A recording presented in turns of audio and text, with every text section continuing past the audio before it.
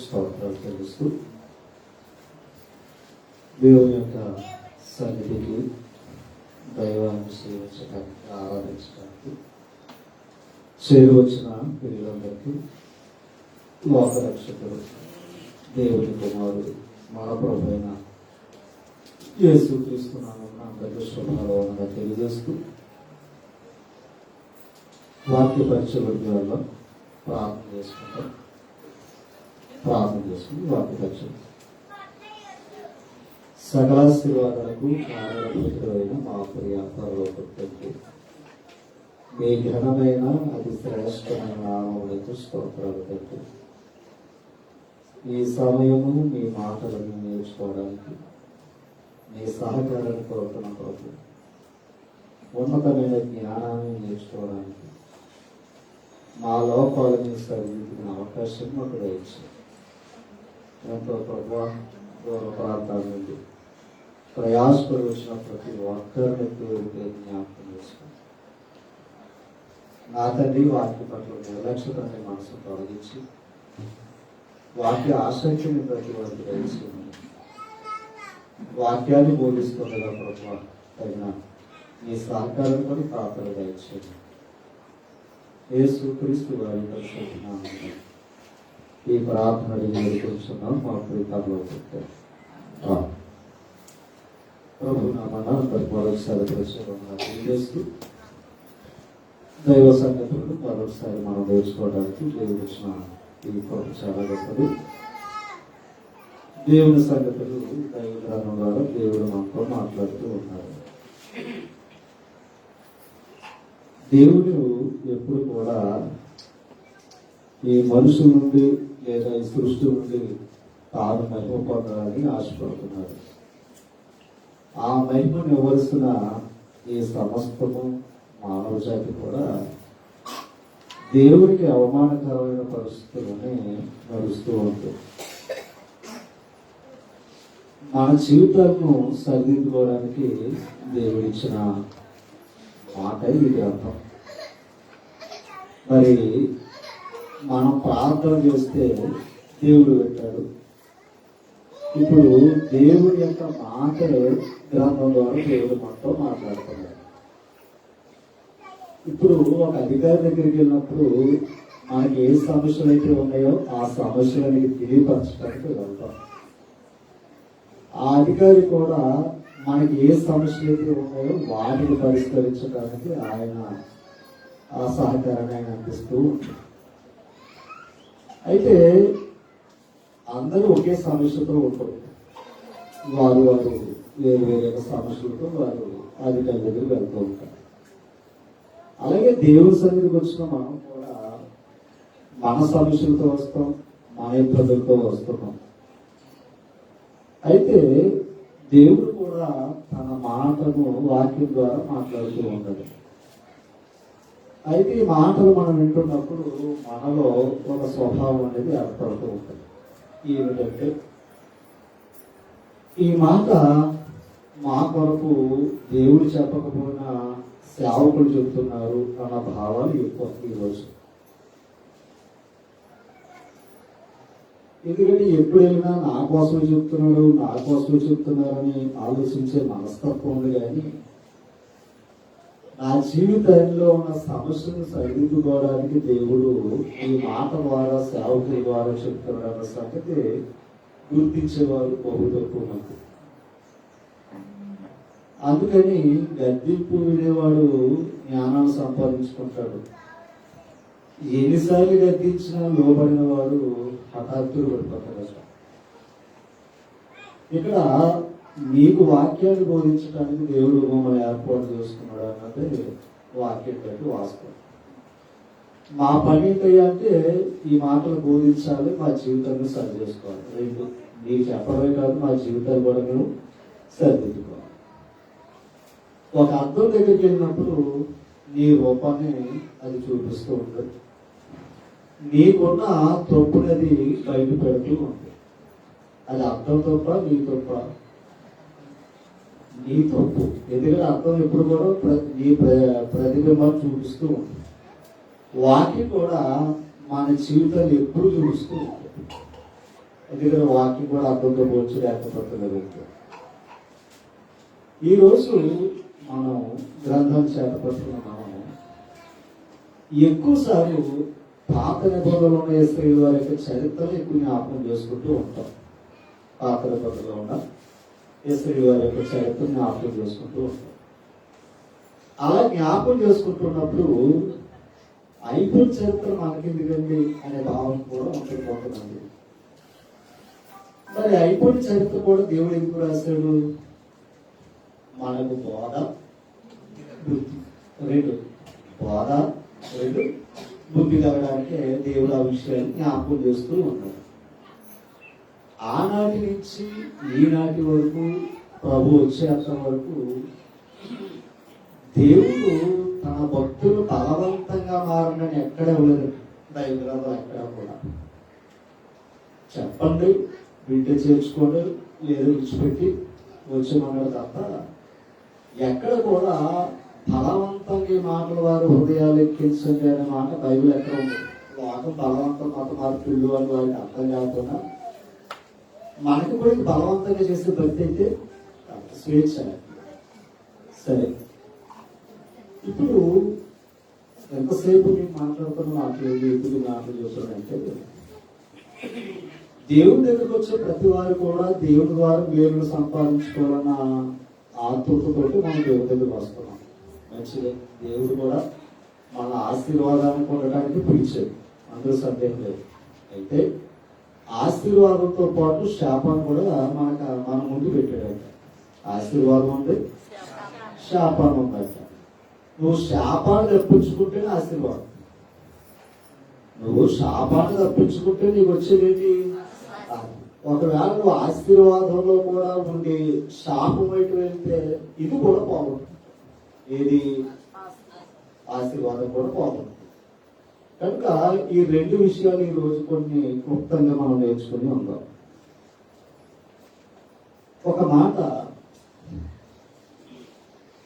దానియేలు గ్రంథంలో ఒక మాట చూసి మనం ముందుగా దానియేలు గ్రంథం 5వ అధ్యాయం, దానియేలు గ్రంథం 5వ అధ్యాయం త్వరగా క్లుప్తంగా. ఇక్కడ బెల్షాజరు అనే ఒక రాజు ఒక గొప్ప విందు చేయించాడు. ఒక రాజు ఒక గొప్ప విందు చేయించాడు. అలా చేయించిన తర్వాత ద్రాక్షారసం అనేది వారు తాగుతూ ఉన్నారు. అప్పుడు అతను తన తండ్రి తెప్పించిన దేవుడి ఆలయంలో ఉన్న ఉపకరణాలు, పాత్రలు తెమ్మని ఆజ్ఞించాడట. ఎవరు? రాజు. ఇతడు ఇశ్రాయేలుడు కాదు, దేవుని చేత ఏర్పాటు చేయబడిన వాడు మాత్రం కాదు. ఒక విధంగా చెప్పాలంటే అన్యుడు. అయితే అతనున్న మధ్యలో దేవుడు ఎవరో మోకవేటో తెలియని స్థితి అతను కలిగి ఉన్నాడు. ఇప్పుడు దేవునికి సంబంధించిన పాత్రలను ఆయన తెమ్మనడం అనేది మనం ఇక్కడ చూస్తూ ఉన్నాం. ఎవరో రాజుగారు అలా తెచ్చాడు. ఆ పాత్రలు అతను త్రాగుతున్నారు. ఆ తర్వాత ఒక మాట అతనికి రాయటం అనేది జరిగింది. ఒక్కసారి ఆ మాట చూద్దాం. 5వ వచనం. ఆ గడియలోనే 5వ అధ్యాయం 5వ వచనం. ఆ గడియలోనే మానవ హస్తపు ప్రేలు కనబడి దీపము దగ్గర రాజు యొక్క నగర గోడ పోట మీద ఏదో ఒక వ్రాత రాయించున్నట్టు ఉండేది. ఏది? ఒక రాత అంట. ఎవరు? ఈయన దేవునికి సంబంధించిన పాత్రలోనిది ఆ మద్యపానాన్ని ద్రాక్షరసం త్రాగుతున్నప్పుడు దేవుడు ఆయన చూస్తుండగా ఒక గోడ మీద ఒక వ్రాతను రాసి చూపించాడు. అది చూసాక అతను గురేడు, అంటే బెకారం అయిపోయింది. ఇంక చెప్పాలంటే ఒక మాట చెప్పాలంటే తాగినంత దిగిపోయింది. అక్కడ చూసుకోండి. 6వ వచనం. రాజు 6వ వచనం. అతని ముఖము ఏమైందంట? వికారమాయను. అతడు మనస్సునందు కలవరపడగా అతని నడుము కీలు వదిలి ఎలాగైపోయింట? దీని అడుగుడు ఏ వ్రాతను చూసి, గోడ మీద రాసిన ఒక వ్రాతను చూసి ఇతను కంగారు ఎప్పుడంటారు రాసు గారు. ఆ వ్రాత ఏంటో అది తెలియలేదు. అక్కడ ఉన్న వారందరినీ జ్ఞానులని అక్కడ ఉన్న వారందరినీ కూడా పిలిచాడంట. పిలిస్తే అక్కడ ఎవరు కూడా సమాచారం చెప్పలేదు. 10వ వచనం దగ్గరికి వస్తారంట. రాజునకు అతని అధిపతులకు జరిగిన సంగతిని ఎవరు తెలుసుకున్నారంట? ఇది అండర్లైన్ చేసుకోండి. ఈ పాయింట్ మళ్ళీ ఎదరమని వస్తుంది. రాణి తెలుసుకుని బిందు గృహంలోకి వచ్చి ఇట్లా అంటే రాణి గారు వచ్చి చెప్తుంది. జ్ఞానులు ఉన్నారు, చాలా మంది తెలివైన వాళ్ళు ఉన్నారు, కానీ ఎవరు చెప్పలేకపోయారట. రాణి గారు వచ్చి మాట చెప్తుందంట. చూడండి,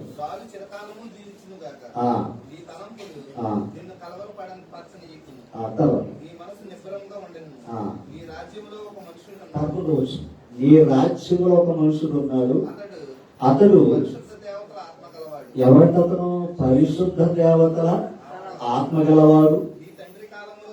నీ తండ్రి కాలములలో అతడు నెబుకద్నెజరు కాలం అన్నమాట. ఓకేనా? నీ తండ్రి కాలంలో అతడు దైవ జ్ఞానం వంటి జ్ఞానమును బుద్ధియు తెలివియు గలవాడేమిట నీ తండ్రి తెలుసుకున్నాడు. ఇప్పుడు ఆయన వచ్చిన సమస్యను పరిష్కరించిన వాడు దానియేలే. అలాగే నీకు వచ్చిన ఈ సమస్యను కూడా పరిష్కరించేవాడు దానియేలే. ఇక్కడ ఉన్నవాడు ఎవరు కూడా దాన్ని తెలియపరచలేరు అని చెప్పి ఆ దానియేలుని పిలిపించడం అనేది జరిగింది 5వ అధ్యాయంలో. ఆ తర్వాత ఆయన అన్ని విషయాలు చెబుతూ ఇక్కడ మాట చూపిస్తాను చూడండి. సరే, 22వ వచనం బెల్షాజరు అతని ఎవరో నెబుకద్నెజరు కుమారుడగు నీవు ఈ సంగతి అంతయు ఇప్పుడు ఏ సంగతి ఎరిగి దానియేలు గారు నెబుకద్నెజరు గురించి కూడా చెప్పాడు, తండ్రి గురించి కూడా చెప్పాడు. ఆయన కూడా ఏమయ్యాడో తెలుసంటే 20వ వచనం. అయితే ఒకసారి 18వ వచనం పెట్టాలంటే రాజా చిత్తగించు మహోన్నతుడు దేవుడు మహాదశను రాజ్యమును ప్రభావమును ఘనతను ఎవరికిచ్చాడని చెప్తున్నాడు? నీ తండ్రికి ఇచ్చాడు. ఇది అంత ఇచ్చినవాడు ఎవరో? దేవుడు. ఇదే నీ తండ్రికి ఇచ్చాడు ఘనత, ఇది మహాదశ అంతా నీ తండ్రికి ఇచ్చాడు. అయితే 20వ వచనం. అయితే ఎవరో నీ తండ్రి. తర్వాత కాలంలో ఏమైందంట? అతడు తన మనస్సును అతిశయించి బలాత్కారము చేయుటకు అంటే ఆలోచించి తన హృదయాన్ని ఏం చేసుకున్నాడు? కఠినము చేసుకుని. తర్వాత దేవుడు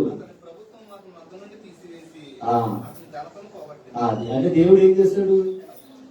అతని ఘనతను ఏం చేశాడు? పోగొట్టాడు. మళ్ళా కొంతకాలానికి ఆ పొగలు తగ్గిన తర్వాత మళ్ళీ ఇచ్చాడు.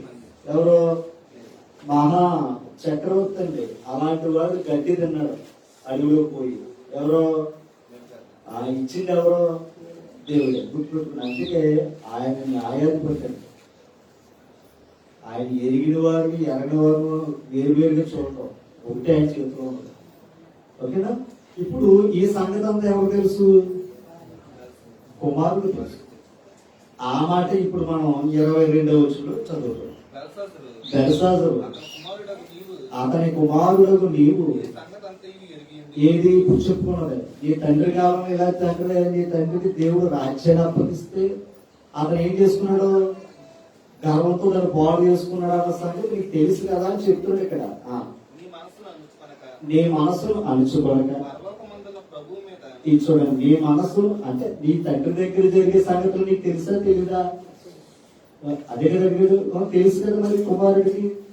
చూడండి, నీ మనసు అణుచుకొనక పరలోకమందున్న ప్రభువు మీద నిన్ను నీవే అంటే ఎవరి మీద హెచ్చించుకున్నావు? దేవుడి మీద హెచ్చించుకున్నావు. ఆనాడు నీ తండ్రి అలా హెచ్చించుకున్నాడు, నష్టపోయాడు. ఇప్పుడు అది తెలిసి కూడా నువ్వు కూడా ఏం చేస్తున్నావు? హెచ్చించుకున్నావు. ఆ తర్వాత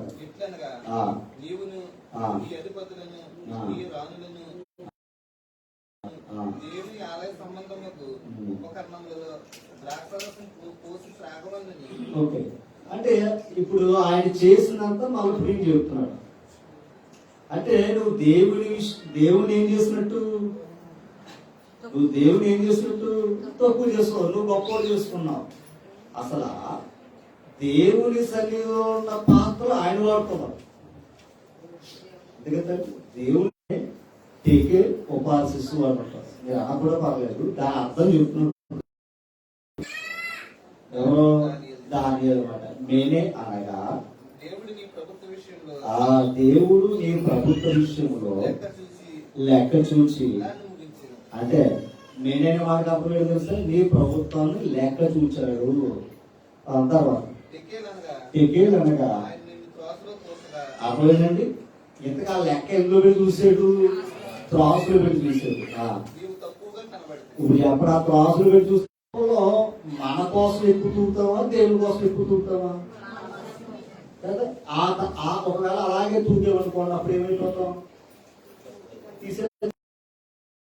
అవసరమైతే తల్లినైనా తండ్రినైనా నీ చివరికి నీ చెయ్యట్టు వస్తే, నీ కన్నొట్టు వస్తే, కాలట్టు వస్తే దాన్ని పక్కనట్టేమన్నది.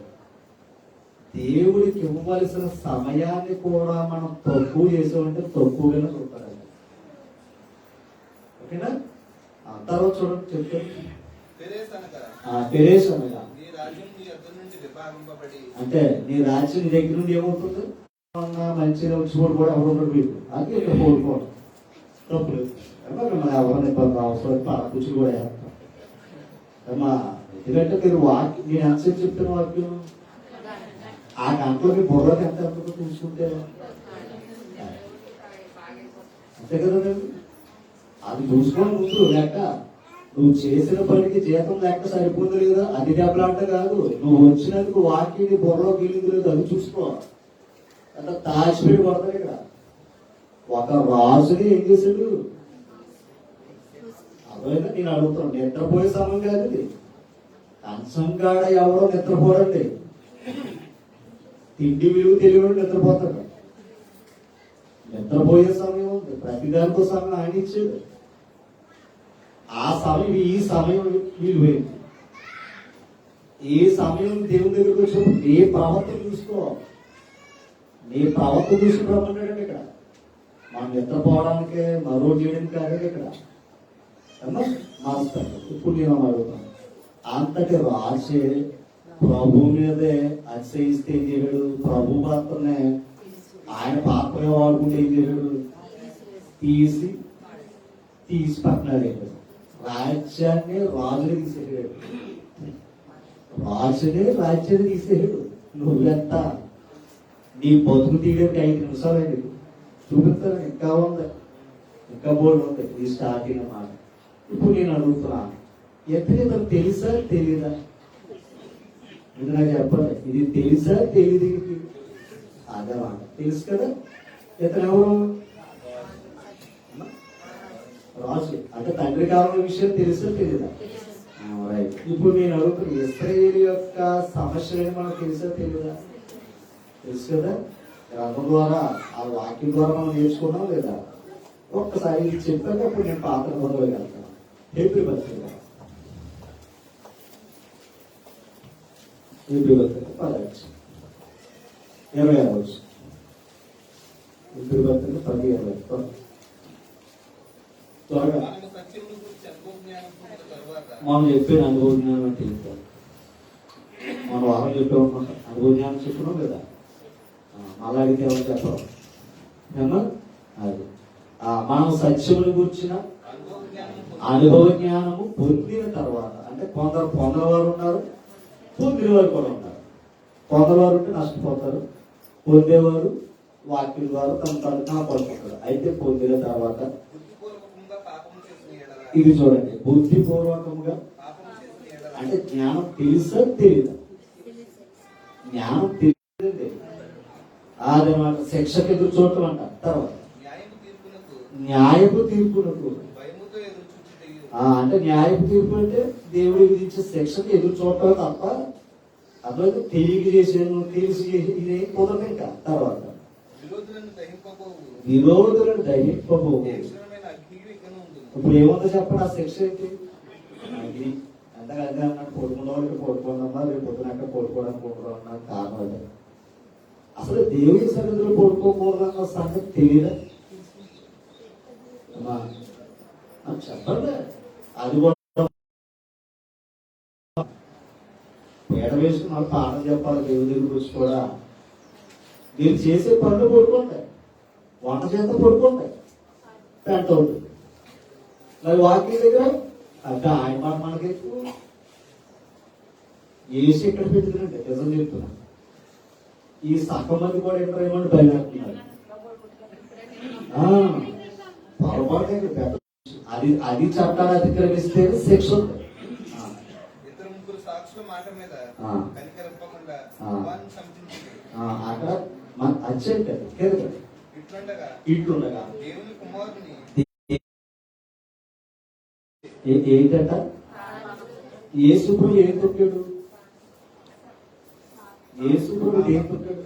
పాపాన్ని ఆయన తొక్కి, పాపాన్ని సాతాన్ని ఆయన తొక్కితే వీడు బుద్ధిపూర్వకంగా ఎవరు తొక్కాడు తెలుసా?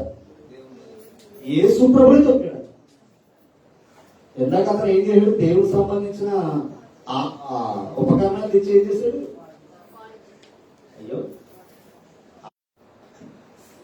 దేవుడి చేతులు పడుట భయంకరమండి. అదేనండి మహా చిత్తసుమా బేళాపలం ఆడుకోవడానికి, ఆటలు ఆడుకోవడానికి అయితే ఆయన ఏమి బొమ్మ కాదు. అదేనండి దేవుడు ఈ బొమ్మను ఆడిస్తున్నవాడైనా అక్కెందుకు నేను చెప్తుంది. ఇట్లుండగా దేవుని కుమారుని పాదములతో తొక్కి ఎవరో బుద్ధిపూర్వకంగా చేసేవాడు, అనుభవ జ్ఞానం తెలిసినవాడు. తర్వాత అంటే ఏ రక్తం ఉన్నాం ఎలా ఇచ్చాడంట? అది నాకు ఉపయోగం లేదు. అదేనండి ఆ రక్తం ఎలా ఇచ్చాడు తెలిసిందట. ఈ జగత్తులో పవిత్రంగా ఏదైనా ఉంటే ఆయన రక్తమే. అది లోకం అర్థం కావటం లేదు. కానీ అర్థమైన వారు ఆ రక్తాన్ని ఎలా ఎంచుకుంటున్నారు? ఇప్పుడు నేను అడుగుతున్నా, ఆరాధన పవిత్రమైనదా అపవిత్రమైనదా? ఈ సమయాన్ని ఎవరైనా ఏదైనా చెప్పారు అనుకోండి, ఇది అపవిత్రం, అది పవిత్రం. మనుషులు చేసే పనులేమో పవిత్రమైంది, దేవుడు చేసే పని ఏమో అపవిత్రమైంది. తర్వాత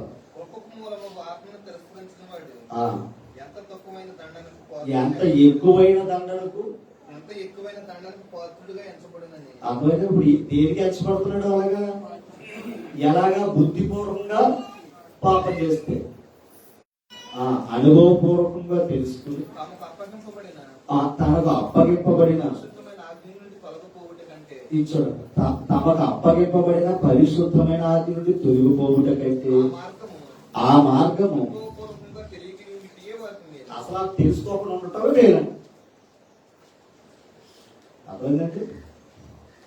అంటే అర్థం అవ్వడానికి మాట్లాడుతున్నాయి. పుట్టి తల్లిదండ్రులు బాధ పెట్టే కొడుకు అంటే పుస్తకంలో ఉండటం మంచిది, కోట్రాలు ఉండటం మంచిది. అంతేనా? ఇతడు క్రైస్తవుడయ్యి ప్రభుకి దేవునికి అవమానం తెచ్చే బతుకు జ్ఞానం తెలుసుకోవటం కంటే అసలు జ్ఞానం తెలుసుకోకుండా లోకంతో మంచిది. ఎందుకంటే లోకస్తుడు ఇంకా ఆ జ్ఞానంతో బతికేస్తాడు. కానీ క్రైస్తవుడు ఒక ప్రత్యేకంగా బ్రతకాలి, ఒక నీతిగా బ్రతకాలి, ఒక పవిత్రంగా బ్రతకాలి. ఆ తర్వాత అంటే మళ్ళా ఎక్కడికి వెళ్తే ఇదేమో అపవిత్రంగా ఇచ్చాడు, లోకమేమో పవిత్రంగా ఇచ్చాడు. ఇప్పుడు గుర్తుపెట్టుకోండి, దేవుడు ఎవరితో మాట్లాడుతున్నాడు సార్? అలాంటి వారిని కుక్క తన వాంతికి తిరిగినట్లు. అంటే కడుగుబడిన పంది ఎక్కడ దొరుకుతుంది?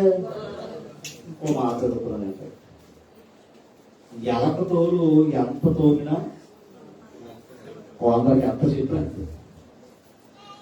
ఆరాధన అంటే నిర్లక్ష్యం అంటే ఎక్కడెక్కడో ఫ్రెండ్ మళ్ళా సొంత ఫ్రెండ్ ఎవడైనా చెప్పారు దీని అయిపోతాడు.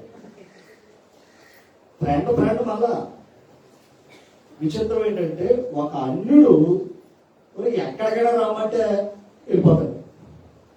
అతను మాత్రం దేవుని దగ్గర కూర్చోబెట్టలేదు. అర్థమైందా? అంటే కానీ క్రైస్తవులు ఎలా ఉన్నారంటే కొంతమంది బ్రోకర్లా ఉన్నారండి అన్ని జల్లు. ఈ తెగరులకు అర్థం కావట్లేదు, నన్ను ఆడుకుంటున్నాడు రాబాబు అని. దేవుడేమో నన్ను ఆడుకునే పాత్రలుగా నేను మలుచుకుని నన్ను సరి చేసుకున్నాడు.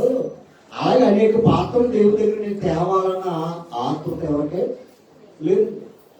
ఇప్పుడు ఆరాధన ఎక్కువ వచ్చుకుంటే వెళ్ళిపోతాడు. సినిమాకి వెళ్దాం అనుకోండి, ఆరాధన కంటే సినిమా పోతారు, ఆరాధన కంటే భోజనం పంపారు. యాసవులు అంటూ ఉన్నారండి ఇక్కడ. ఫిబ్రవరి 6 వచ్చి 4 వచ్చి త్వరపడు. ఒకసారి వెలిగింపబడి అంటే నేను అర్థం ఏంటి? బాప్తిసం పొంది సంబంధమైన వరమును రుచి చూసి అంటే ఏంటి? పరిశుద్ధాత్మ. ఒకసారి వెలిగింపబడి పరలోక సంబంధమైన వరమును రుచి చూసి పరిశుద్ధాత్మలో పాలువారై దేవుని దివ్యవాక్యమును రాబో యుగ సంబంధమైన శక్తుల ప్రభావం అనుభవించిన తరువాత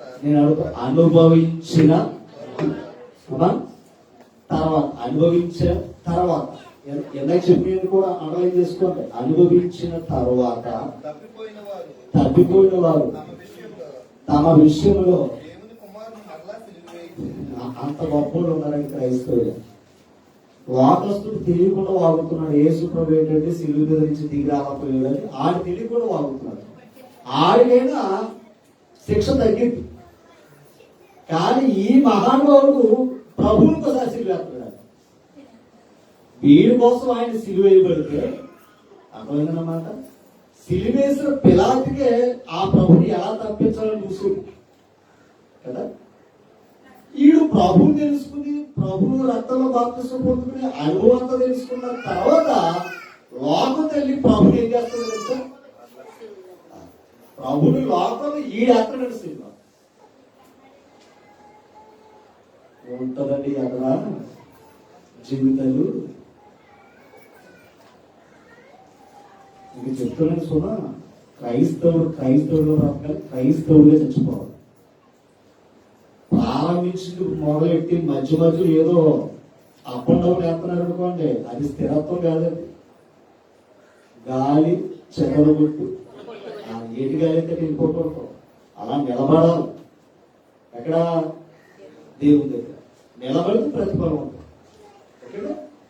ఇంకొక మాట, ఇప్పుడు మనం కొన్ని విషయాలు చూసేది కొత్త నిబంధనలు క్రైస్తవులు చూసాం. అసలు దేవుడు ఎలాంటి వాడు తెలుసా? ఒక మాట చూసుకోవచ్చు. యెహెజ్కేలు గ్రంథం ఒక్కసారి యోబు గ్రంథం దగ్గర త్వరగా రాసుకుని 41 అధ్యాయం పొందవచ్చు.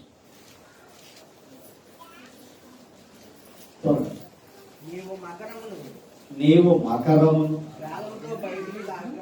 దేంతో? మకరం అంటే మొసలు. దానికి ఏమైతే బయటపడుతుందా? నిండిలాగేస్తుంది. ఆ మాట వాడుతుంది అన్నమాట. 41 యోబు గ్రంథం 41 పొందవచ్చు. దానికి నాలుగు దానికి నాలుగు త్రోడేసి లాగలవా? మొసలికి నీవు తర్వాత అది చెప్తున్నాడు ఇక్కడ. ఏం గెలవా మనం వేయడం.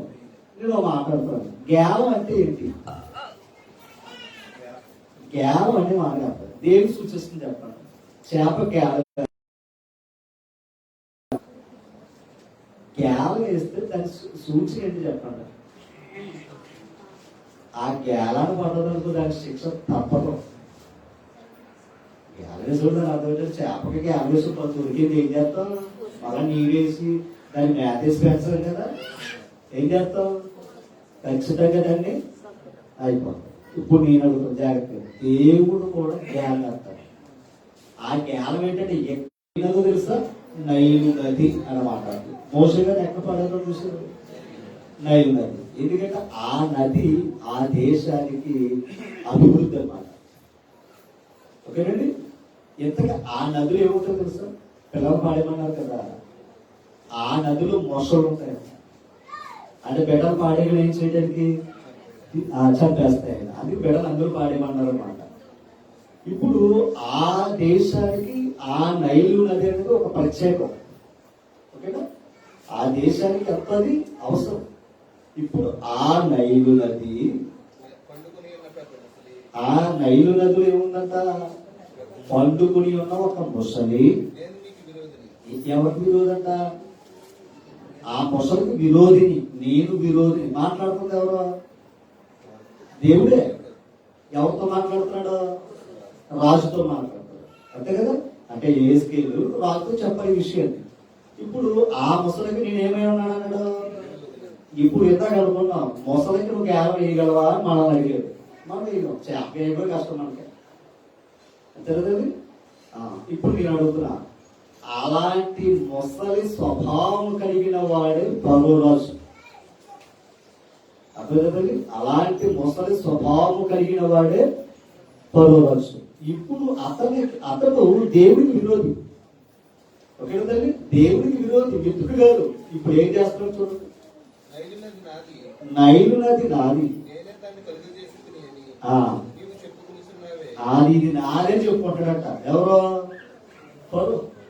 అర్థమైందండి?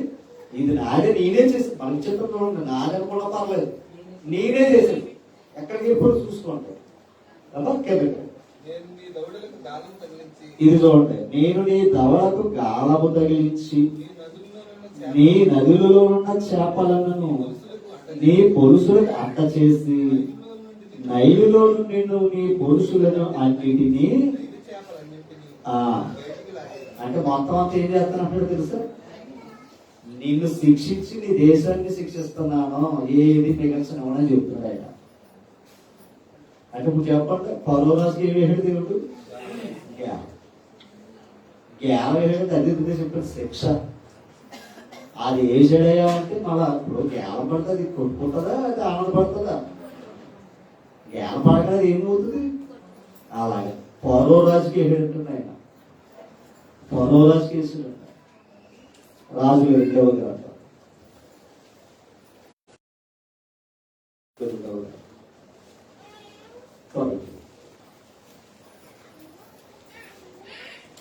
చూసారా? 19వ అధ్యాయం. త్వరగా సామాన్యుడు 20వ వచనం. అంతటా ఆమోజు కుమారుడైన ఆ, యెషయా 326 పేజీ 19వ అధ్యాయము రాజుల రెండవ గ్రంథం. ఇప్పుడు అశ్షూరులు. ఓకేనండి? ఈ అశ్షూరులు కూడా ఇశ్రాయేలు వారికి బాధ్యత. చర్మ తీసుకుడు. ఇశ్రాయేలు వారికి చర్మ తీసుకుడు. అశ్షూరు రాజైన సన్హెరీబు ఆ. విషయమందు ఆ. నీవు నా ఎదుట చేసిన ప్రార్థన ఆ. నేను అంగీకరించి ఉన్నాను. ఎవరో ఇస్కే గారు చేసిన ప్రార్థన అనిపించాడంట. దేశాన్ని కాపాడు నాయనని కోరితే ఆ శత్రువుల నుండి దేవుడు కాపాడతారని మాట ఇచ్చాడు. ఇప్పుడు 28వ వచనం చదువు. నా మీద నీవు ఒకసారి 22 చదవండి. 22 చదివి అక్కడ నీవు ఎవరిని తెలుసుకొచ్చితివి. చూడండి, ఆ వాజు అన్నాడు. ఇస్రాయేలు వారు తిరస్కరించాడు అతను. ఇప్పుడు అన్నాడు, నీవు ఎవరు సవాల్ కొట్టేటాడు చూసారా? ఆ రంకెలు కేకలు అన్ని దేవుడు అన్నాడు. తర్వాత గనుక నా కాలమును నా కాలము నీ ముక్కులకు తగిలించెదను. అంటే నీకు అర్థమైందా? నా కాలాన్ని నీ ముక్కుకి ఏం చేస్తానన్నాడా? తగిలిస్తానన్నాడు. తర్వాత నా కళ్ళెము నా కళ్ళెము నీ నోటిలో పెట్టి ఆ, నిన్ను మళ్లించెదను. ఆ, నీవు వచ్చిన మార్గం నుండి ఆ. నిన్ను మళ్లించెదను. అంటే ఇప్పుడు అశ్షూరు రాజు కూడా ఏం చెప్తున్నాడు? గ్యాల వేస్తున్నాను. గ్యాల వేసి మనం ఎక్కడి నుంచి వచ్చాడో అక్కడికే పంపుతున్నాను. విచిత్రం ఏంటంటే తర్వాత కాలంలో మనం సంపాదించుకోలేడు. పలానా వారి అబ్బాయ ఓకే, అతనికి ఆ గౌరవం తండ్రిని బట్టి వస్తుంది. అలాగే మన దేవుని బట్టి కూడా మనం ఆ పేరు సంపాదించుకోవాలి. ఓకే కదండి? సమాజంలో మనం దేవునికి మహిమనివ్వాలి తప్ప ఇందాక కుక్కలాగా పందిలాగా ఉన్నాం అనుకోండి, అందుకని తెలుసుకోకపోవడం మేలు, వాడు పుట్టి ఉండకపోవట మేలు. ఓకే కదండి? ఎందుకంటే ఆయన ఊరుకోడండి, ఆయన ఊరుకోవడం. అందుకే గాలం వేసాడు. ఇందాక ఐగుప్తు రాజు వేసాడు గాలం, ఆ రాజ్యాన్ని పాడు చేశాడు. ఇప్పుడు అశ్షూరు రాజు కూడా ఏం చేశాడు? ఆయన గాలం వేశాడు. గుర్తుపెట్టుకోవాలి. ఇంకొక మాట తీసుకొచ్చాడు. దినవృత్తాంతాలు 2వ గ్రంథం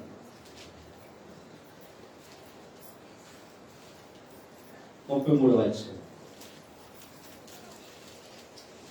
దినవృత్తాంతం 2వ గ్రంథం 33వ అధ్యాయం 387 పేజీ. త్వరపడి ముగింపు దగ్గరకు వచ్చారు. 10వ వచనం చదువు. యెహోవా మనస్సేకును యెహోవా మనస్సేకును అతని జనులకును అతని జనులకును వర్తమానములు పంపినను అంటే మనసు అంటే ఒక వాసన. ఓకేనా? వర్తమానములు పంపినను వారు చెవియకపోయేది. ఎవరు? దేవుడు వర్తమానం పంపిన కూడా ఆ తర్వాత చూడొచ్చు. కాబట్టి యెహోవా అష్షూరు రాజు యొక్క సైన్యాధిపతులను ఎవరు పంపాడంట? అమ్మా దీన్ని ఇట్లా ఉంచండి, నేను ఇట్లా ఉంచండి, నేను మళ్ళీ ఇక్కడికి వస్తాను. నాకు కొంచెం మర్చిపోయి జ్ఞాపకం. ఆమోసు గ్రంథం దగ్గర రండి. అప్పుడు ఆ పాయింట్ అప్పుడు ఆమోసు గ్రంథం 4వ అధ్యాయం దగ్గర రండి.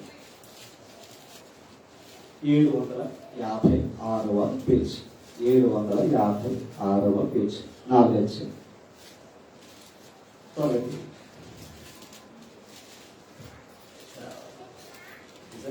ప్రారంభించాలి. షోమ్రోను పర్వతమునున్న బాషాను ఔలారా, ఈ మాట షోమ్రోను పర్వతమునున్న బాషాను ఆవులారా. దరిద్రులను బాధపెట్టుచు ఇది నేను అడుగుతున్న విచిత్రమైన మాట. షోమ్రోను పర్వతమునున్న బాషాను ఆవులారా అన్న మాట ఉంది. ఆవులు ఏం చేస్తున్నాయంటే ఇక్కడ దరిద్రులు ఏం చేస్తుందంటే ఆవు అసలు ఆవు కాకపోతే అది ఇంకా సాధు జంతువు కదా. అంతేనా? అంటే ఆ ఆవులు ఎక్కడ ఉన్నాయి? షోమ్రోను పర్వతం దగ్గర ఉన్నాయి. అంతేనా? తర్వాత మాట దరిద్రులను బాధపెట్టుచు దరిద్రులను బాధ పెట్టచ్చు. పేదలను నలుగొట్టువారులారా, ఎవరో ఆ భాషను ఆవులు మాకు పాపము తెచ్చి ఈయుడని మాకు ప్రాణము తెచ్చి ఇయుడని పానము తెచ్చి ఈయుడని ఆ, ఈ యజమానులతో చెప్పువారులారా, ఆ. మా మాట ఈ మాట ఆలకించు. ఎంతకి అక్కడ భాషను ఆవులు అంటే ఏదో తెలుసా? స్త్రీల గురించి చెప్పిన మాట. ఓకేనండి? ఆ ఆవులుగా స్త్రీలను ఆవులతో పోల్చారు. ఓకేనా? ఒక విధంగా చెప్పాలంటే బలమైన వారు. ఇప్పుడు ఆవులారా అన్నాక స్త్రీలు ఎక్కువ చదువుకుంటున్నారు. మీరు ఇంకా అర్థమవుతుంది. స్త్రీలారా అంటే ఇప్పుడు ఎవరు బాధ పెడుతున్నారు అక్కడ? స్త్రీలే బాధ పెడుతున్నారట. ఇది అర్థమైతే తీసుకోండి, చూపిస్తాను కొన్ని విషయాలు. దరిద్రులను బాధ పెట్టచ్చు, పేదలను నలగొట్టువారు ద్వారా మాకు పానం తెచ్చి ఈయుడని అంటే వాళ్ళ బాధ పెట్టి చూడు. మళ్ళీ ఏమంటారు? మాకు ప్రాణం అంటే మనం ఎవరికొక మత్స్యం తెమ్మని ఈయుడని ఆయుడని. ఈ యజమానులతో చెప్పుకోవారులారా, అంటే ఒక విధంగా చెప్పాలంటే దరిద్రులను పేదలు బాధ పెట్టి తమ యజమానులేమో మత్స్యం తెమ్మని వాడుతున్నారట. అర్థమన్నమాట. అంటే ఆనాటి కాలంలో స్త్రీలు కూడా ఎలా ఉన్నారో అర్థం చేసుకోవాలి. ఆనాటి కాలంలో స్త్రీలు కూడా ఎలా ప్రవర్తిస్తారో జ్ఞాపకం చేసుకోవాలి. ఇంకా చూపిస్తాను నేను కొన్ని విషయాలు. అక్కడికి రండి. ఈ మాట ఆలకించుడి. ఈ మాట ఆలకించు. ప్రభువైన యెహోవా ప్రభు అయిన యెహోవా పరిశుద్ధతతో తోడని చేసిన ప్రమాణం ఏదనగా, ఈ మాట చూడాలి. ఇప్పుడు దేవుడు ఏం చేశాడు? ప్రమాణం చేశాడు. ప్రమాణం అంటే ఖచ్చితంగా చేయబోతు చేస్తాను చెప్పడం. ఒక కాలం వచ్చుచున్నది, ఇది ఒక కాలం వచ్చుచున్నది. అప్పుడు అప్పుడు శత్రువులు శత్రువులు కొంకుల చేతను మిమ్ములు కొక్కుల చేతను మీలో శేషించిన వారు వారు కాలముల చేతను పట్టుకుని లాగుదురు. మిమ్మల్ని లాక్కుపోతారో డ్యామేసి అన్నాడు దేవుడు. వీళ్ళంటే జాగ్రత్తగా ఉండాలి. దేవుడు ఎరిగిన వారే. అర్థమైందండి? ఇప్పుడు ఆ స్త్రీలు ఎలా ఉన్నారు? మత్తు కావాలన్నారు, దరిద్రులు బాధ పెడుతున్నారు. అది తొప్పని చెప్పు ఒక లేదు.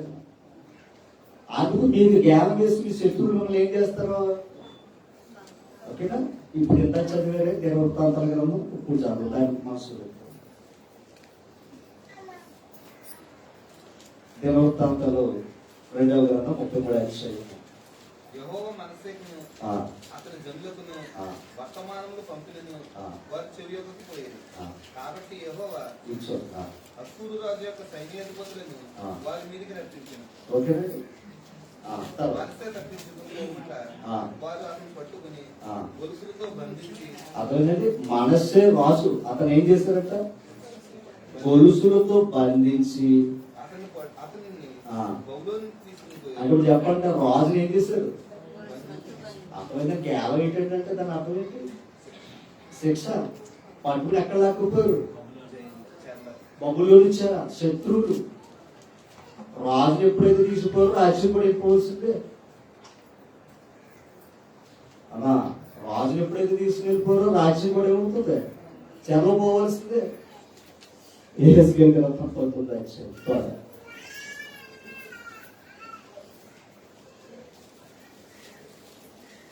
ఈ 19 అధ్యాయం ఒక మాట చూస్తాను. ఎందులో వచ్చు నలుదిక్కుల దేశపు జనులందరూ దాన్ని పట్టుకుంటూ కొంచెంది గురి నొక్కగా అది వారు గోతిలో చిక్కింది. అప్పుడు వారు దాని ముక్కులకు కాలం తగిలించి. ఒక మాట చెప్పాలంటే ఇశ్రాయేలు వారి గురించి, యెరూషలేము రాజుల గురించి, రాజ్యం గురించి చెప్పిన మాట అది. అంటే 19 అధ్యాయం మొదటి నుంచి వివరించవచ్చు, సమయం సరిపోతుంది. కాలం తగిలించి దాన్ని బోనులో పెట్టి బొబ్బులు రోగనంతకు తీసుకుని పోయి అతనికి అప్పగించింది. ఎక్కడ ఉన్నది చూపించింది అదే. ఇప్పుడు మనసు ఏం చేశాడు? అసూరు రాజు తీసుకుడు. ఈ కింద కాలంలో సిద్కియా, తర్వాత యెహోయాకీము, ఈ రాజులు ఉన్నారు. వీళ్ళు ఏం చేశాడు అమ్మా? వీళ్ళు ఏం చేశాడు? ఏదో చేసుకుంటారు.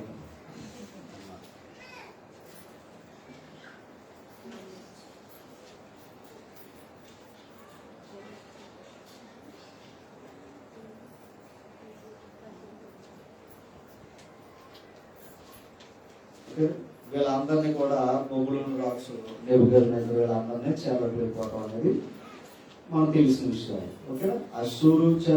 అశ్షూరు రాజుని విడిచిపెట్టలేదు, ఐగుప్తు రాజుని విడిచిపెట్టలేదు. బబులోను ఒక మాట, హబక్కు గ్రంథం 2 అధ్యాయం. మొదటి అధ్యాయం హబక్కు గ్రంథం 1 అధ్యాయం 14 వచ్చింది. ఏలిక లేని చేపలతో, ప్రాకు పురుగులతో, తర్వాత 15 వాడు గాలం వేసి మానవులందరినీ ఏం చేస్తాడంట? గుచ్చి. ఎంతగా ఆ వాడు అంటే నెబుకద్నెజరు గురించి చెప్పిన మాట. గాలం వేసి మానవులందరినీ గుచ్చి లాగి ఉన్నాడు, ఊరు ఊకి. తర్వాత వాడు తన వలతో వారిని కూర్చుకుని, ఇంకా వలేంటి? సైన్యం. అదేనండి, సైన్యంతో ఒక సైన్యంతోనే కదా దేశం గెలుపుతాడు. అందుకే కూడా సైన్యంతోనే కదండి దేశానికి గెలవడానికి అవకాశం. రాజు బలం ఏంటి? సైన్యమే. ఓకేనండి. ఇప్పుడు ఆ నెబుకద్నెజరు తన గెలవడానికి సైన్యమే. ఆ మాట చూడండి, వలతో వారు కూర్చుని సంతోషపడతాడంట.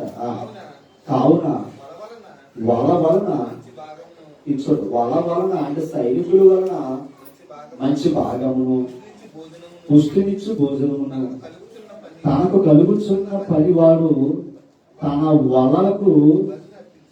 వలకి ఏం చేస్తున్నాడు? బలు. అంటే తన అర్థం సైనికులకు ఏం ఇస్తున్నాడు? బలు ఎత్తిస్తున్నాడు. ఎందుకంటే వారికి గెలిచి వస్తున్నారు. అర్థమైందండి? వారు వెళ్ళి ఏం చేస్తున్నారు?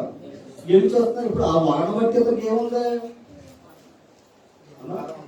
ఓ మాట అంటారండి, మనల పూట చేపల పట్టు చాలా అన్నాడు. మనకు వల ఇచ్చాడు, అది మనుషులు పెట్టి వల జాల. ఇప్పుడు నేను అడుగుతున్నాను, ఈ వల ఏం చేయాలి? ఈ వల ఏం చేయాలి? మన ఇంట్లో వల్ల మనకే ఉపయోగపడతాం. ఒక విచిత్రం మనకి రూతు గ్రంథం మొదలచ్చు, రూతు గ్రంథం మొదలచ్చు 2 అధ్యాయం. మీరు ఇంటికి వెళ్ళి 2 అధ్యాయం అంతా చదువుతాం. 2 అధ్యాయం అంతా చదువుతాం. నాకు ఇష్టమైన మాటలు ఉంటాయి. బోయాసు పొలములోనికి పరిగి వెళ్ళిపోవడానికి వెళ్ళింది. ఎవరో? రూతు. బోయాసు ఎవరు? బోయాసు ఎవరు? ఒక ధనవంతుడు, ఒక మిక్కిలి ధనవంతుడు అన్నమాట. అలాంటి ధనవంతుడి పొలంలోనికి పరిగెలు ఏరుకోవడానికి వెళ్ళింది. గుర్తుపెట్టుకోండి, పొలంలో పరిగెలు ఏరుకోవడానికి వెళ్ళింది. పరిగెలు ఏరుకోవడం అనేది చాలా దీనస్థితి, చాలా దీనస్థితి. ఆ పరిగెలు ఏరుకుంటున్నప్పుడు బోయాజు చూసి ఈయన ఎవరో అని అడిగాడు. పదివారు చెప్పాడు, ఎలా పోతే నేను చాలా ఖాళీ లేకుండా ఎలా కష్టపడుతుందని చెప్పాడు. ఆ తర్వాత ఆయన ఏమన్నాడంటే, బోయాజు గారు అన్నాడు, ఆమె యొక్క స్థితిని చూచి, గుర్తుపెట్టాడు, ఆమె యొక్క స్థితిని చూచి తన దగ్గర ఉన్న 10 వరకు చెప్పాడంట, ఒరే కొంచెం గుప్పులు వదిలేసి వెళ్ళటరా అన్నాడట. ఏది కోత వస్తుంటే, ఎందుకంటే ఆ పరిగెలు ఇవ్వాలని ఎక్కువ అవ్వాలి కనుక మీరు, ఎందుకంటే పనలో తీయకూడదు, దొరికిన పరిగెలు ఏరుకోవాలి. ఇప్పుడు పనాల కోసం 10 వారు ఉన్నారు చూస్తారా, వాళ్ళు చెప్పారంట కొంచెం చూసి చూన్నప్పుడు వదిలేట కొన్ని అవి తీసుకోని అంటారు. అవన్నీ పట్టిన ఎవరికి ఎవరికి వచ్చింది చెప్పడం, వాళ్ళ పట్టులు ఎక్కువ ఇక్కడ, అందుకే అత్తగారు మాట వస్తలేదు. సరే నేను అంటాను, ఇది కొంచెం ఆత్మీయంగా వాడదాం ఈ మాటను. పొరవలు ఇంటి చెప్పండి సంఘం లేదంటారా? సరే, బోయాజు ఎవరికి సాదృశ్యం అన్నాడు? క్రీస్తుకు సాదృశ్యం అన్నాడు. ఇది వినంటే మర్చిపోతుందా? ఇప్పుడు మన జీవితాలు వాక్యం వినటానికి అసలు అర్హత లేదు, ఎందుకంటే ఎవరికి భూమి లేవు కనుక. అంతేనా? ఆయన పొలంలో ఏది దక్కింది మనకి? పరిగి లేకపోవడం దక్కింది. అంతేనా? నేను అడుగుతున్నా, ఆ రోజు భోజనం పరిగెడుతుంటే కదా, ఎప్పుడు దొరికితే ఆ పరిగెలు భోజనం కదా భోజనం చేస్తాం. ఇప్పుడు ఆయన దగ్గర కూడా వాక్యాహారం ఇచ్చాడు. అసలు ఏనాటికి నాటికి సమకూర్చుకోవాలి మనం, అంతేనండి. ఇప్పుడు సమకూర్చున్న తర్వాత ఆవిడ మళ్ళీ ఎవరు పెట్టినారు కదండి? అత్తగారు పెట్టినారు. నేను ఈ ఒక్క మాట ఆలోచించండి, పరిగెలు ఏరుకుంటున్న ఆమె ఆ పరిగెలు చూసిన అతడు పని వరకు చెప్పాడు, కొంచెం ఎక్కువ గొప్పలు చెప్పటరా బాబు అని. నువ్వు దేవుడి దగ్గర జ్ఞానం ఏరుకోవడానికి వచ్చిన నీవు జ్ఞానం ఎంతైతే నువ్వు నేర్చుకుంటావో ఇంకా నేర్పంటాడంట ఆయన. ఆ పనుడు ఎవడో కాదు, సేవకుడే. ఓకేనా? అప్పుడు నువ్వు పడవ పట్టిన లెక్క, నీ ఇంటికి దారి అది వాక్యదాన్ని. ఇప్పుడు నేను అడుగుతున్నాను, అసలు పొలంలోనికి రాలిలో ఉన్నారు, పొలంలోనికి రాలిన వారు ఉన్నారు ఇక్కడ. సరే, వచ్చిన వారు తింటారు కాదు, ఇంటికి వెళ్ళేవారు కూడా ఏం చేయాలి? పట్టిన పెట్టాలి. అది ఈ రోజు ఏ పాఠం ఉన్నా ఆ పాఠాలు రావండి అసలు. కానీ టీవీని అంతా మాత్రం పోస కూర్చున్నట్టుగా దాంట్లో కూర్చున్నట్టుగా మెలేసుకుంటారు. అసలు మనం గుర్తించుకోవాల్సింది ఏంటంటే ఇదే. త్వరగా కుప్తని చెప్తున్నా, అర్థం చేసుకునే సమయం లేదు. ఒక స్త్రీ, ఆమె ఏమీ లేదు, అత్తగారు ఒక విధంగా చెప్పాలని ఆమె నీతి అంటే దేవుడు విడిచిపెట్టి వెళ్ళింది మోయాబు దేశంలో శాపం తెచ్చుకోండి.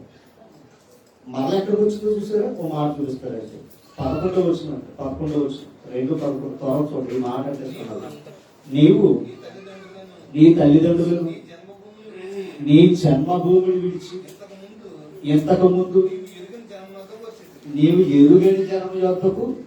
నేను అడుగుతున్న సంఘం ఎరగని జన్మే కదా, కొత్తగా ఎవరైనా వస్తే చెప్పాలి. సంఘం అంటే ఎవరు? తెలిసిన వారు, తెలియని వారా? తెలియని వారే. నేను అడుగుతున్నా, దేని విడిచిపెట్టి వచ్చింది? నీ స్వజం, నీ తల్లిదండ్రులు, నీ జన్మభూమి, నీ సొంతూరు విడిచిపెట్టొచ్చు. ఎక్కడికి నేర్చు? బెత్లెహేం. యెహోవా నువ్వు వచ్చినందుకు నీకు ఏమి ఇవ్వాలైనా ఖచ్చితంగా ఇస్తానండి. దేవుని దగ్గరకు వస్తే ప్రతిఫలం పక్కాగా ఉంది, దేవుడు వేస్తే ఆ ప్రతిఫలం పక్కాగా ఉంది. మరి మామూలుగా కూడా గ్యాలరీ నేను ఎక్కడ ఇయ్యాలి అక్కడ వేస్తాడు ఆయన, ఊపిరాక కొట్టుకుంటాం అంతే. అర్థమైందండి? దీన్ని ఎంతమంది గ్రహిస్తారని తెలియదు కదా. నేను మాత్రం ఇది ఉన్నదే నీకు చెప్పాలి అంటే నేను చెప్పడానికి ప్రయత్నం చేస్తాను తప్ప నా కోపం అనుకోండి, లేకపోతే ఇంకోటి అనుకోండి, ఏమనుకున్నా పర్వాలేదు. దేవుడు నిర్లక్ష్య పెట్టేవాడు పర్లోకం వెళ్ళడం పనికిరాడండి. ఇప్పుడు ఒక తల్లి ప్రభు పాదాలు కడిగేసి తలెట్టుకు చూస్తుందంటే ప్రభు అంతటోడు ఆశ్చర్యపోయాడు.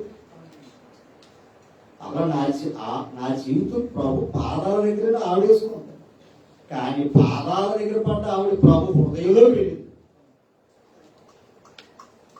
మనం ఏంటంటే ఎవరు కనీసం పాదాల దగ్గర కాదు కదా, ఆయనే పాదాలతో నొక్కేస్తాం అన్నమాట మన అవసరతల కోసం. నష్టాలు మామూలుగా రావండి. నేను మరలా చెప్తున్నాను.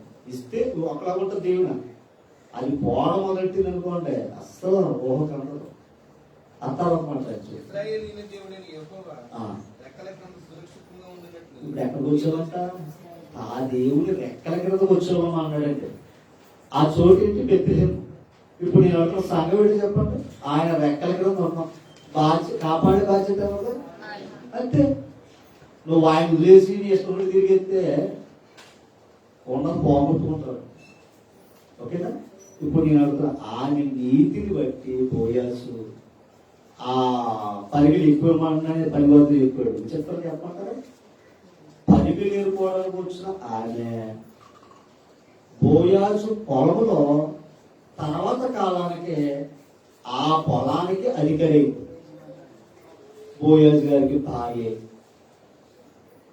అర్థమైందండి? ఇప్పుడు వాక్యం అంటే పరుగులు ఏరుకుంటే మన బతుకు, వాక్యం ఎక్కడి నుంచి వచ్చిందో ఆ పరలోకంలో మనకు స్థానం దొరికింది. ఏరుకోవడం నీ దగ్గర ఎవరు పెట్టడం. ఎక్కడ వాక్యం దొరుకుతుందో నువ్వు ఏరుకోవాలి. ఎక్కడ పని ఉందో ఎలా వెతుక్కుంటున్నామో, ఎక్కడ వాక్యం ఉందో మనం ఏం చేసుకోవాలి? ఏరుకోవాలి. ఏరుకుంది కనుక మన అత్తగారు పెట్టింది. అర్థం చేసుకోవాలి. అలాగే మనం తెలుసుకుంటే సరిపోదండి. మనతో ఉన్న వారికి కూడా అలా చెప్పలేని జీవితం వ్యర్థమండి. మనం ఒకరు ఇంకో మాట, దేవుడికి ఉపయోగపడటం అంటే ఏంటి చెప్తాం?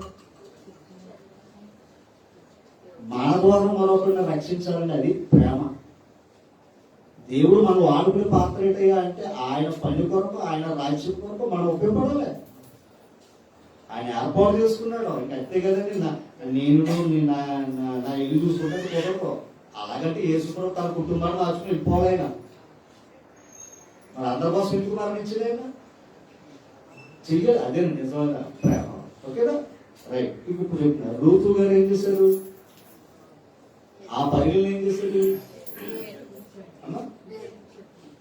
పరిగెలు ఏర్పడానికి ఇంకా అవకాశం ఇచ్చాడు. అత్తగారు పట్టేది తిన్నదే. మళ్ళా తర్వాత కాలంలో ఆ పొలానికి ఇప్పుడు ఏమైంది? అది స్థితి. గుర్తుపెట్టుకోవడం. నాకు పరిగెలు దొరికినాయి కదా, నేను తినేసి ఉందో అత్తగారు పడవాలనుకన్నా. అర్థమైందండి? నేను మళ్ళా చెప్తున్నాను, వాక్యం మించిన ప్రేమ లేదు. వాక్యం చెప్పండి, ఎందుకు ప్రేమించరు? అక్కడ గొడవలు ఇక్కడ గొడవలు చెప్పండి, అత్త గొడవ చెప్ప తగలిపోతాయి.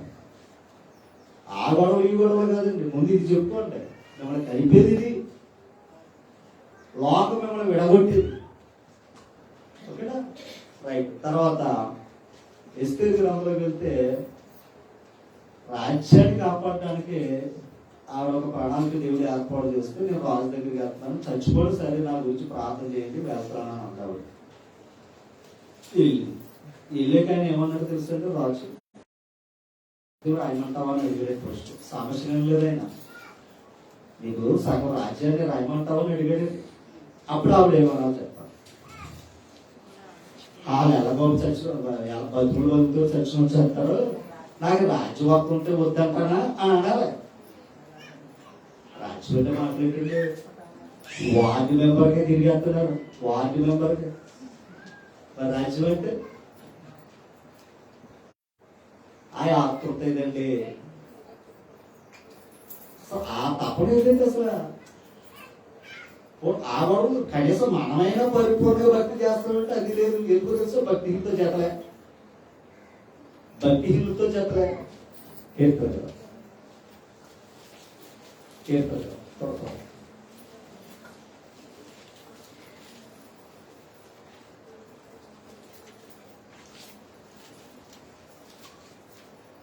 నోట ఒకటో కీర్తన 3వ వచనం. నా కన్నుల ఎదుట నా కన్నుల ఎదుట నేను ఏ దుష్కార్యము ఉంచుకొనను. అది అంటే మన పనులు ఏంటి ఏమనుకోవడం దుష్కార్యం ఉంచుకోకూడదు. భక్తి మార్గం కొరకు వారి క్రియలు అరవై చేసుకోండి. భక్తి మార్గము తొలగిన వారి క్రియలు నాకు అసహ్యం, ఆ, అవి నాకు అంటనీయం. కోరుకుంటున్నారు. దేవుడు విడిచిపెట్టబట్టి దూరంగా ఉన్నాడు. కరోనా కంటే భయంకరమైన రోగం లేదు. ఎలా చెప్పింది అదే ఒక్క తన వాంతి తిరిగినట్టు అర్థమైందా? ఇప్పుడు భక్తి విడిచిపెట్టి కూడా చాలా జాగ్రత్త. భక్తి తెలియకపోవడం పర్లేదు, ఆ మార్గం తెలియకపోవడం పర్లేదు కదా. ఇప్పుడు తెలుసు తెలిసిన తెలియకుండా ఆ గచ్చి నీకెట్టేస్తాడు. అవసరం పెట్టుకుంది ఎవడు అప్పటి ఈ బాధ అవుతుంది అనమాట. ఆ పరగ వచ్చినా మనం ఎక్కడ వచ్చినా ఈజీ చెప్తూ ఉంటాడు ఆ స్టోరీ. మన తప్పు ఎప్పుడు సరిదిద్దుకునే మనసు ఉన్నదండి. అతను తప్పించుకోవడానికి దాని పుడుతూ ఉంటాడు. అతను వచ్చాడా, ఇతను వచ్చాడా, అతను వచ్చాడా, అతను అర్థం చేసుకోవాలి. అవసరం అంతేగాని ఇతను మాత్రం భక్తి దగ్గరికి రాదు. అలాంటి వారికి జాగ్రత్తగా ఉన్నాం.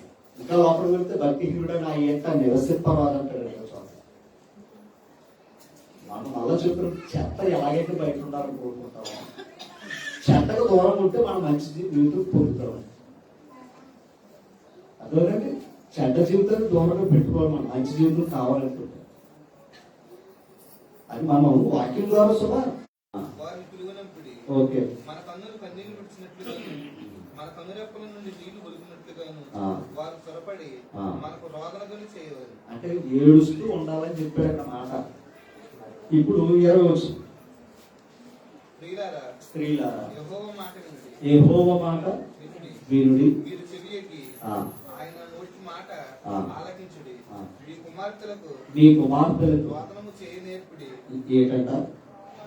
రోదన చెయ్య నేర్పాలి. రోదన అంటే నేర్పాలంట. ఎలా ఏడవాలో నేర్పాలంట. తర్వాత ఒకరినొకరు అంగలార్పు విద్య నేర్పుడి. ఒకరినొకరు ఎలాంటి ఇచ్చాక అంగలార్పు ఇచ్చారు. అసలు బైబిల్ ఇచ్చా, జ్ఞానం ఇచ్చా, లేదా ఇంకో విద్య నేర్చుకోవడం పర్లేదు. ఏడ్చే విద్య ఎలా నేర్చుకుంటాం? ఎలా నేర్చుకుంటాం? ఎందుకు ఆ విద్య నేర్చుకోమన్నాడు తెలుసా? కింద వీధులలో పసిపిల్లలు లేకుండాను, రాజమార్గంలో యవ్వనులు లేకుండాను వారిని నాశనం చేయుటకై మరణము మన కిటికీలను ఎక్కుచున్నది. ఎక్కడ చూస్తున్నట్టు మరణం? ఆ మరణం తప్పించుకోవడానికి ఏడమరా అంటారు. మరణం కిటికీలో చూస్తున్నట్ట, నగరాల్లో చూస్తుంది. అది బయటికి వెళ్ళి మళ్ళా అసలు చెప్పలేదు. అక్కడేమో ప్రభు సమాచారం ఏంటా అని ఆయనలో కూడా కిటికీ తీసి రాలా. ఓకేనా తల్లి? ఇంకో మాట ఏంటంటే తర్వాత పౌరం పంపాడు. తర్వాత సమాచారం తెచ్చిందండి, ఇంకా నీళ్ళు తర్వాత రాలా. అంటే పౌరం తెచ్చిందా, కాయ తెచ్చిందా సమాచారం? ఇప్పుడు నేను అడుగుతాను, మరణం ఎప్పుడు కూడా అనేక దారిలో ఉన్నా మరణం నుండి తప్పించడానికి మనం ఒక విధంగా చెప్తున్నాను. మళ్ళీ చెప్తున్నా, కిటికీలు ఎలాగైతే తెరుచుకుని వెలుతురు రావటానికి ఎలాగైతే మనం ఆ స్థానాలు ఇస్తామో, కిటికీలు ఎంత ముఖ్యం ఏంటంటే వెలుతురు రావడానికి. ఇంకోటి ఉంది, ఇంట్లో ఉన్న చెడు బయట పోవడం. ఓకేనా? నేను అడుగుతున్నా, చెడు కూడా పంపించు. ఎలాగా? ఏడుస్తా. విద్య అన్నాడు కదండి. దావిది గారు చేసిన తప్పుకి ఏం చేశాడైనా, నా పొరుపు తీరిపోతుంది అన్నాడు. అంటే చెడులు కూడా ఏం చేయొచ్చు, ఆ కంటి ద్వారా కూడా పంపించు. ఓకేనా? అలాగే కన్నులుండి వాక్యాల ద్వారా వెలుగు మన హృదయాల్లోని కూడా పంపవచ్చు. ఓకేనా? మరణం ఎప్పుడు కూడా కిటికీలు ఎక్కేస్తుంది అని అడుగుతున్నా. కన్ను చూపుతో కూడా మరణానికి వెళ్ళిపోవచ్చు. అందుకే నీకు కన్ను అడ్డొస్తే తీసేయాలి.